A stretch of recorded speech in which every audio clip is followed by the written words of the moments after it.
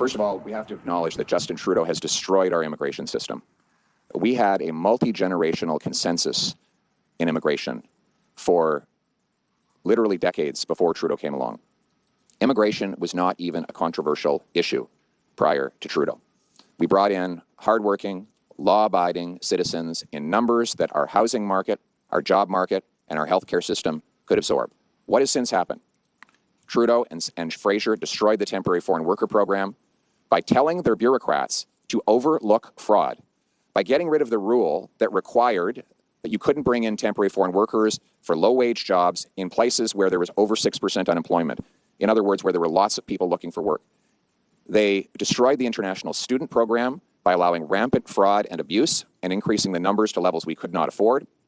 And they grew the population almost 3 times as fast as the housing stock. That is entirely a decision of Justin Trudeau and the NDP Liberals. When I'm Prime Minister, the temporary foreign worker program will be used exclusively to fill jobs that Canadians cannot or do not fill, like in agriculture sectors, but never to replace Canadians or drive down wages. We will only admit international students to, if they have a way to pay their bills, a house to live in, and a real admission letter to a real educational institution.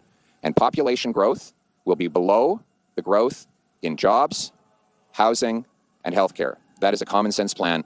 Now let's bring it home. We have to have a smaller population growth. There's no question about it. We cannot grow the population at 3 times the rate of the housing stock, as Trudeau has been doing.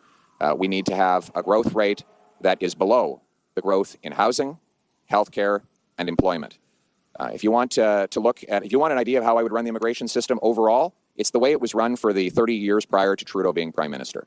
We had a common sense consensus between Liberals and Conservatives for 3 decades that screened people to make sure they were safe, only brought in the numbers that we could absorb into our housing, healthcare, and job market,